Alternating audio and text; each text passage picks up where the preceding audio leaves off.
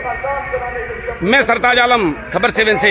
हम लोग उत्तराखंड के हल्द्वानी में हैं, लेकिन इस समय हल्द्वानी से पूरब की ओर गोलापार में हम लोग मौजूद हैं।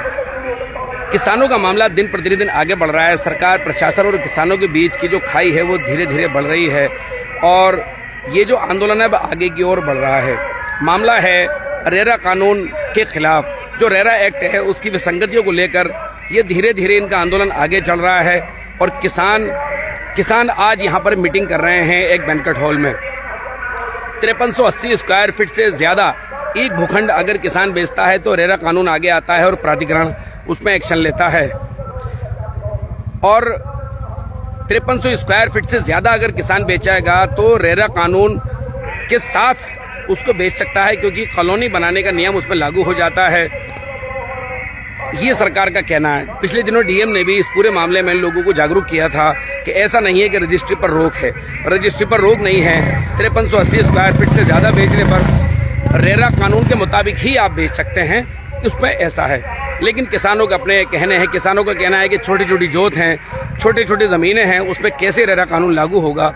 और इस पूरे मामले को लेकर लगातार धरना, प्रदर्शन, मीटिंग, प्रेस कॉन्फ्रेंस, सारी चीजें जारी हैं। तो चलिए चलते हैं। एक बैंक्वेट हॉल में अंदर मीटिंग चल रही है, देखते हैं मीटिंग में आज क्या क्या खास है।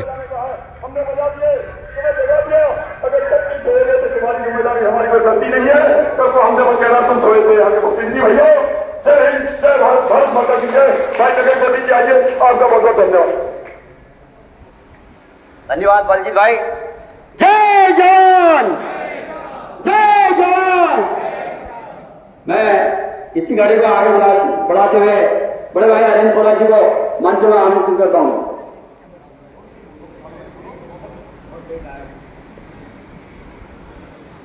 धन्यवाद नगर जी। आज किसान महासभा द्वारा जो यहाँ आयोजित की गई है उसमें उपस्थित हमारे ललित जोशी जी आए हैं, पूर्व शासन अध्यक्ष बलजीत सिंह जी हो गए, हरीश जीवन जी हो गए, इंद्रपाल जी हो गए, अर्जुन जी और यहाँ के और आप बस वहाँ की आप लोग समझ के आए होंगे। आज कल जो है बिना अपील छपाई और अपील मैंने भी देखी थी। वो अपील के द्वारा बताया गया कि ये रेरा कानून और प्राधिकरण लगने से हमें क्या क्या नुकसान है। मैं तो इतना कहना चाहता हूँ, देखिए आज सरकार की मंशा साफ नहीं है। सरकार आप लोगों को की जमीन आपसे छीनने का पूरा प्रयास कर रही है, क्योंकि जब हमारी जमीन है हम उस जमीन को बेच नहीं सकते। आदमी जमीन कब बेचता है? जब उसमें कोई दुख आता है, कोई संकट आता है, कहीं बच्चों की पढ़ाई का है, किसी की शादी का है, तब वो जमीन बेचने का कार्य करता है। लेकिन आज उस कार्य से भी वंचित किया जा रहा है। एक काश्तकार भाई देखिए, हम अपनी जमीन बेचे न बेचे, लेकिन जब हमारी वो जमीन का हमें फायदा क्या है ये बताइए। कि जब बुरे दौर में आदमी आएगा, काश्तकार आएगा, तो तभी तो वो ऐसे कामों को करेगा। नहीं तो पुराने लोग कहते थे भैया जमीन मत बेचो, नमक के साथ रोटी खा लेते थे, जमीन बेचते नहीं थे। आज जमीनें महंगी हो गई हैं भाई। देखिए पढ़ाई भी महंगी हो गई है, इलाज भी महंगा हो गया है। या तो सरकार जो है शिक्षा और स्वास्थ्य दो चीजें फ्री कर दे तो इंसान की जमीन भी नहीं बिकेगी भाई। देखिए सरकार द्वारा जो ये किसानों को गोलापार, पूरे गोलापार क्षेत्र को एक नया शहर बनाने की आप लोगों ने भी अखबार में पढ़ा होगा, सोशल मीडिया में भी आप लोगों ने देखा होगा। सरकार का यह प्रयास चल रहा है कि पूरा गोलापार क्षेत्र, क्योंकि हम गोलापार में है तो गोलापार की बात करेंगे, को अधिकृत करके यहाँ पर अंबानी अडानी जैसे सेठों को जो है उनके सुपुर्दगी में करके कौड़ियों के भाव ये जमीनों को लेकर यहाँ पर एक नया शहर बसाने की कवायद जो है चल रही है। तो देखिए हम लोगों को अपनी लड़ाई खुद लड़नी पड़ेगी। अभी तो देखिए लड़ाई की ये शुरुआत है। अभी किसान लोगों को जो है कहते हैं, भाजपा वाले कहते हैं कि किसान लोगों को वहां पर देहरादून में आमंत्रित किया गया था। हमने देखा भी हो, उसमें कोई भी ये गैर राजनीतिक एक संगठन है, किसी और दल के किसी काश्तकार को यहां से नहीं बुलाया गया। केवल भारतीय जनता पार्टी के जो पदाधिकारी लोग थे, बड़े नेता थे, वही वार्ता करने के लिए वहां पर गए थे। मैं तो ये कहना चाहता हूं भाई, देखिए जो लोग आज आज ये आंदोलन की अगुवाई कर रहे हैं, चाहे बलजीत भाई हो, अर्जुन भाई हो, अपने नगर गोदी जी है, ये लोग जो आज आगे हैं, ललित जोशी जी हैं, तो इन लोगों को भी हमारे प्रतिनिधि के तौर पे इन लोगों को वहां पर वार्ता में बुलाया जाना चाहिए। इनकी भी तो सुनते हैं भाई, इनको क्या परेशानी है, क्योंकि आज जिलाधिकारी महोदय जी हमारी नहीं सुन रहे हैं। भैया आप एक यहाँ पर भाबर और तराई में बहुत फर्क है।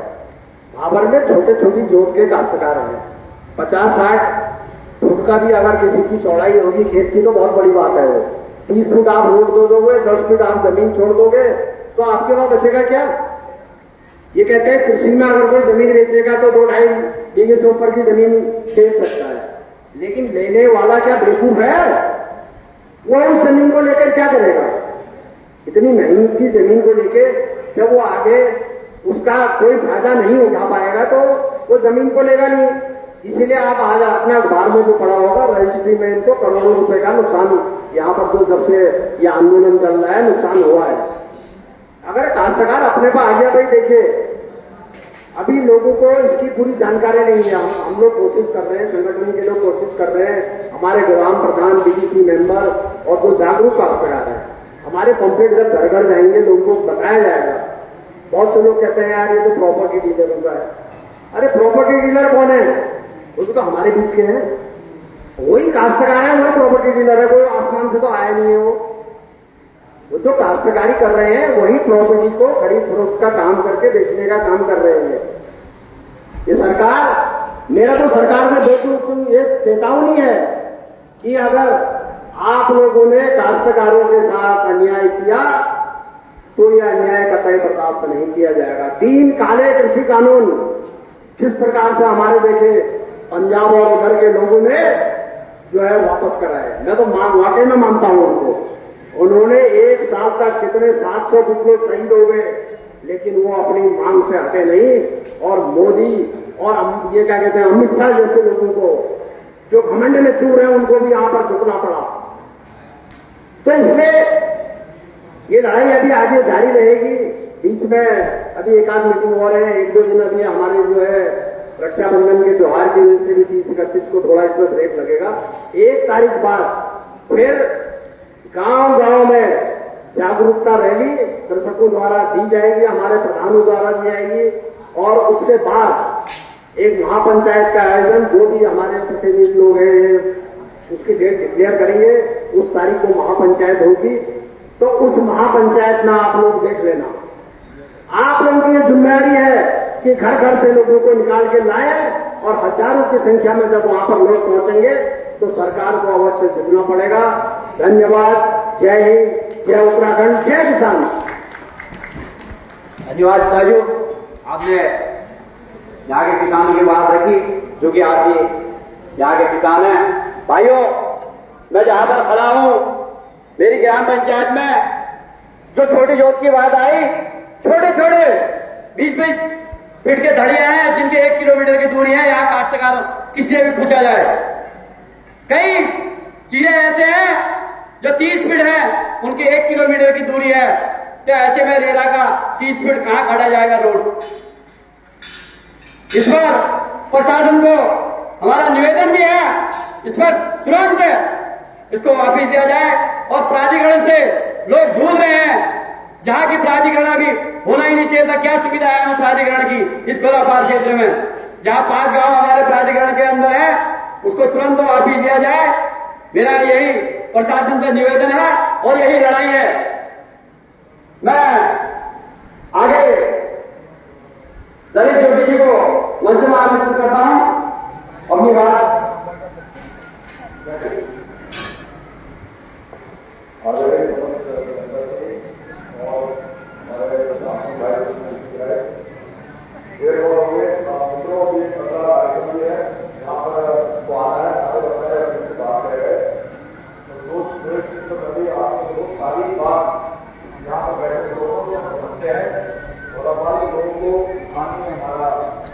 जो क्षेत्र है जहाँ पर यहाँ भी जो लोग हैं वो भी धीरे धीरे इन बातों को समझ रहे हैं। और आज अमर उजाला की खबर बड़ी महत्वपूर्ण है, जिसमें स्पष्ट लिख दिया गया है कि धीरे धीरे धीरे धीरे किसानों को जो उनकी वक्त जरूरत है उस जमीन को बेचते थे, उसको बेचने से रोका गया, जिसकी वजह से रजिस्ट्री आज जो है कम होना शुरू हुई, सरकार का राजस्व भी गिर रहा है।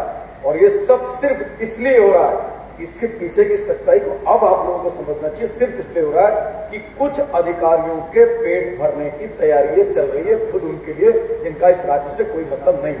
मैं हर मीटिंग में कहता हूं, हर बार कहूंगा, जब तक आपके दिमाग के अंदर नहीं आएगी तब तक मैं कहता रहूंगा। मतलब ये बात जो है, क्योंकि बात की बात बहुत लंबी हो रही है, मैं इसको अंत समापन करने से पहले आपको दो बातों की रिपीट करा जिसको आपको कहना पड़ेगा। राम सिंह भाई हो, अर्जुन हो, हमारे बड़े भाई हरिंदा ने, हरिंदा एक निवेदन आपसे था। राजू आज आए, मुझे बहुत अच्छा लगा। और मेरे तो, मैं छात्र संघ का अध्यक्ष बहुत सालों बाद बना आपके, आप हमारे प्रेरणा सूत्र गए। मैं दादा एक निवेदन करता हूँ आपसे, क्योंकि आज अर्जुन ने, राम सिंह ने, बलजीत को खैर इसका सर्वे करवाई है हमारी, उसका उन्होंने मीटिंग कराई। मैं आपसे कहता हूं कि जागरूकता अभियान के लिए एक दो मीटिंग आप भी अपने यहाँ, जब आपको दिन शूट करें गोलापार क्षेत्र के अंदर, आप भी कराएं। मैं खनवाल जी भी शायद आए हुए हैं, खनवालदा सहित जितने लोग किसान लोग कराना चाहें वो कृपया स्वतः अब आगे आए। आप ये मत सोचिए कि माइक से हर बार हम एक ही चीज रिपीट करते रहें। आप लोगों को आपको अपनी जिम्मेदारी समझनी पड़ेगी। सबसे बड़ा नुकसान भविष्य में अगर किसी आपका होने जा रहा है तो आपका होने जा रहा है। हाँ, गाँव के अंदर होगी 6 मीटिंग। मैं यहाँ 1 घंटा बोल लूँ, समझ में नहीं आएगा आपको। लेकिन दो बड़ी खतरनाक चीजें, 5300 से ऊपर जमीन आपकी, 5300 तक जमीन आपकी, तो 5300 से ऊपर की जमीन किसकी? सोचो जरा। जब विकार के धरातल पे आओगे तब आपको समझ में आएगा। दूसरा काला कानून आपको 2017 से लेकर 2023 तक आप देखो, इन्होंने नियम बना रखा है, जिसने 5300 स्क्वायर फीट से ऊपर रजिस्ट्री करी है उस सबके खिलाफ केस दर्ज होने की तैयारी चल रही है। अरे ये मजाक थोड़ी है, ये मजाक थोड़ी है। इसे तो आप सब लोगों को अपने घरों में समझाना पड़ेगा। और ये सब कवायद इसलिए हो रही है कि आपकी जमीन का अधिग्रहण कर करके निजी निवेशकों के नाम पर, ये फर्जी ट्विन सिटी के नाम पर दूसरे बाहर से आए लोगों को आपकी जमीन देने का षड्यंत्र है कुछ अधिकारी गणों का। अब भी आपको जागना पड़ेगा। हम माइक में कितनी भी बात बोलते हैं, जब तक आप घर घर जाकर के लोगों को निकाल करके नहीं आओगे, ये आंदोलन की देखो दूरी तो चलती रहेगी। हमने, बलजीत ने तो डिसाइड कर रखा, बलजीत हमने तो डिसाइड कर रखा, कुछ नहीं होगा ना, हम एक माइक लेकर एक दूसरे को भाषण देते रहेंगे, लेकिन करेंगे जरूर, अंत तक ले जाएंगे इसे। तो आपसे हमारा निवेदन है, इसको बढ़ाने में सहयोग करें। रामबाग में कुछ लोग हमारा लास्ट इंतजार कर रहे हैं। सबसे पहले बाहर हस्ताक्षर अभियान होगा सड़क पर, जिससे कि जागरूकता फैले, और उसके बाद हम सब लोग एक भीड़ की शक्ल में वहां चलेंगे। एक बहुत जोर से एक बार नारा लगा दिए, भारत माता की जय जवान, जय किसान, जय जवान, जय किसान। किसान अपना अधिकार मांगते, नहीं किसी से भीख मांगते। किसान अपना अधिकार मांगते, युवा एकता जिंदाबाद, जय हिंद। चले